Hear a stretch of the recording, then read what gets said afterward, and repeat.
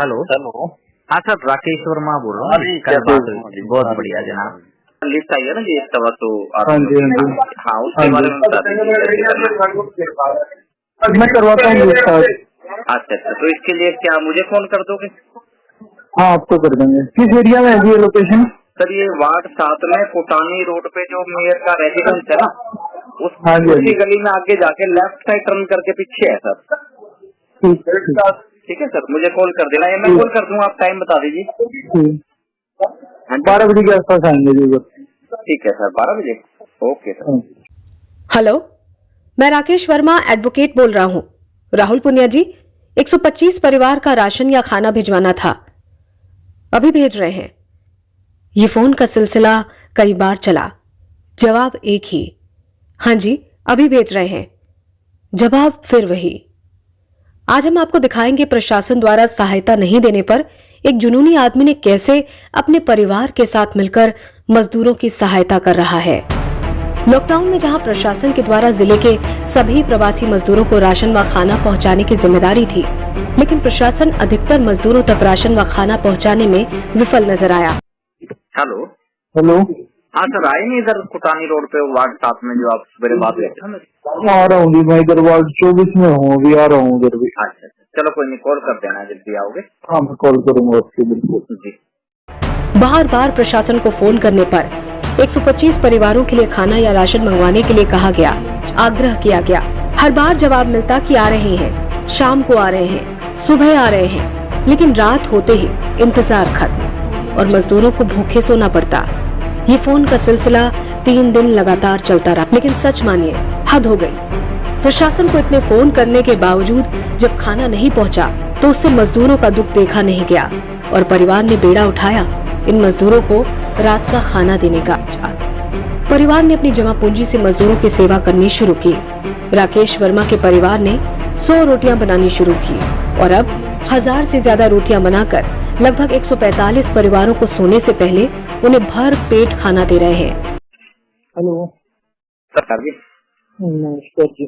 हाँ, हुआ उनका वो जी, वो राशन वाला? उनका मैंने वो राशन का उनको नंबर दिया तो आपकी बात भी हुई होगी सुरेंद्र नहीं, वो तो आवा कर रहे हैं जी। वो कह रहे कल परसों देखेंगे, फिर बाद में कह रहे जी वो फार्म ही भरवा लेना, वो जो भर रहे हैं नगर निगम। नहीं, इनको राशन चाहिए, खाना चाहिए सर, जो मर्जी मिल जाए एक बार इनको, क्योंकि ये बहुत ही पुअर व्यक्ति हैं, वो एरिया ही सारा ऐसा है, तो उनको जो व्यवस्था हो जाए उतना बढ़िया है।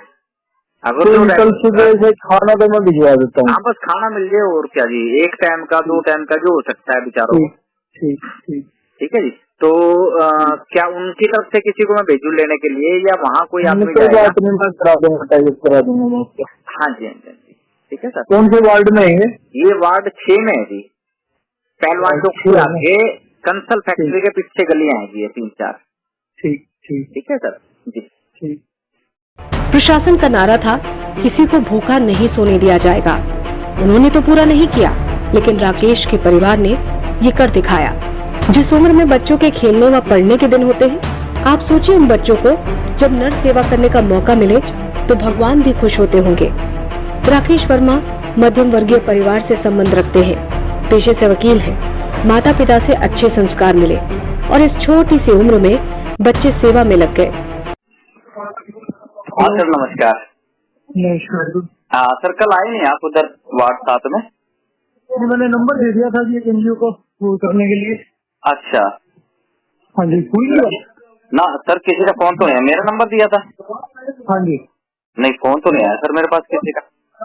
मैं करके बताता हूँ। हाँ, ठीक है सर, मैं वेट कर रहा हूँ। जब से ये लॉकडाउन शुरू हुआ है, जब से हम ये गरीबों के लिए मना रहे हैं। मेरी उम्र है 8 साल। हम गरीबों की सेवा कर रहे हैं, मेरे पापा गरीबों की सेवा कर रहे हैं। कैसा लग रहा है मेरा आपको? बहुत अच्छा लग रहा है। हम रोटियां बना रहे हैं गरीबों के लिए, जिनको खाना नहीं मिल रहा है उनके लिए। हम बना लेते हैं 100-200। हम 5th क्लास में, ये पापा से आई है।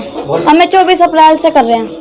ये सरकार से ना लोगों को मदद नहीं मिल रही थी, तो बहुत से लोगों ने हमारे पापा को कहा कि भाई रोटियां नहीं मिल रही ऐसे। तो फिर हमारे पापा ने कहा कि रोटियां शुरू करते हैं, तो हमने घर पे ही रोटियां शुरू कर दी बनानी। हमारी 100 रोटियां हुई, तो फिर बढ़ते बढ़ते 1000 रोटियां हो गई। नहीं, सेवा करना भी अच्छी बात है, जैसे हमें रोटी बनानी भी आ गई, अब आगे हमें दिक्कत भी नहीं पड़ेगी और लॉकडाउन का फायदा भी हो गया। लॉकडाउन में अब तक इस अद्भुत सेवा का उदाहरण कहीं भी देखने को नहीं मिला है। मीडिया व सुर्खियों से दूर इन बेटियों का कहना है कि प्रशासन का सहयोग नहीं मिला। पापा के पास लोग मदद मांगने आते थे तो हमने रोटियां बनानी शुरू कर दी। बेटियां भी सेवा करके बड़ी खुश नजर आ रही हैं। उनकी सकारात्मक सोच देखिए। बेटियां कहती हैं कि लॉकडाउन में रोटी बनानी सीख ली है और सेवा भी हो रही है।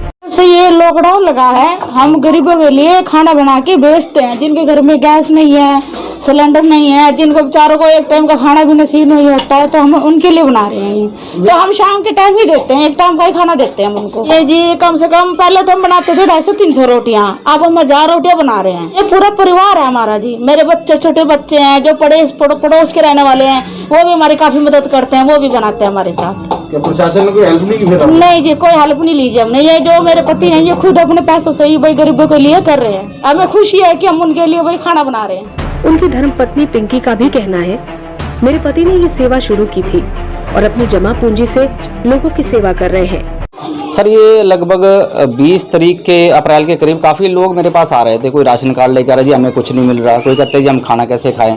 तो इस हिसाब से मेरे पास जब आए, मैंने कुछ प्रशासनिक अखबारों से नंबर लिए, उनको फ़ोन किया तो कोई उसका रिस्पांस नहीं मिला। फिर उसके बाद हमने कई चैनलों पे जो रिपोर्टर्स हैं उनसे पूछा। एक जो अच्छे अनुभवी मित्र थे, एक जी न्यूज़ चैनल वाले के माध्यम से मुझे यहाँ के प्रशासनिक जो इस चीज़ के खाने की जिम्मेदारी संभाला था, राहुल पुनिया जी कोई प्रशासनिक अधिकारी है, तो उससे मैंने फ़ोन पे बात की कि जी ऐसे ऐसे गरीब है, इनकी मदद भेजो। तो उन्होंने कहा ठीक है अभी करते हैं। उन्हें पहले 3-4 दिन उन्होंने ट्रकाया, फिर उन्होंने अपने किसी असिस्टेंट का नंबर दे दिया। मैंने उनको कॉल किया, वो भी कहते हैं जी 2-3 दिन रुक जाओ। फिर कहते हैं जी 1950 पे कॉल करो, वहाँ बुक कराओ।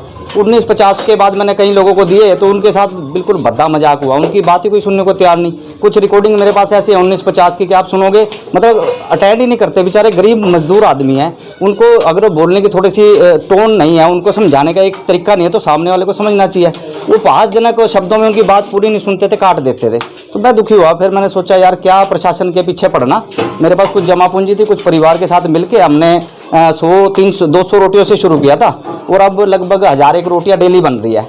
तो जो भी आता है हम रोटी और अचार, मिर्च का अचार उसमें डाल के देते हैं। जो नीडेड पर्सन है, देखो अपने घरों से यहाँ मेरे घर लेने आते हैं, तो इनसे उनका गुजारा चल रहा है। और अगर जो प्रशासन पूरी तरह सपोर्ट करता तो गरीब आदमियों को खाना मिलता, अनाज मिलता, राशन मिलता। तो इस तरह का जो खौफ मजदूरों में है, आज के टाइम में बेचारे 1600 किलोमीटर पैदल चल के जा रहे हैं, तो आज ये भयानक स्थिति ना होती। और इतने लोग जो ट्रेन पे, प्लेटफार्म पे बेचारे रेल की पटरी पे जो गिर के कट गए हैं या सोते हुए कट गए हैं, ये हालात होना ही नहीं था। पर सर 1000 रोटियां हम बना रहे हैं, लगभग अब बढ़ती जा रही हैं, कोई ना कोई कहीं ना कहीं से आते हैं। फिर भी हम थक नहीं रहे हैं, क्योंकि जो हमारे परिवार में मेरी बेटियां और ये है ना, लगभग 300 रोटियां तो मेरी खुद बूढ़ी माता जी बना देती हैं और 600-700 रोटियां हम सारे मिलके बना लेते हैं। और अब ये देखिए, ये पड़ोस की बेचारी निःशुल्क ये मदद कर रहे हैं सारे। ये बच्चे हैं, देख ले, मेरी 3 बेटियां, तीनों ही लगी रहती है। ये मिसिज है बेचारी, ये भी सपोर्ट कर रही है।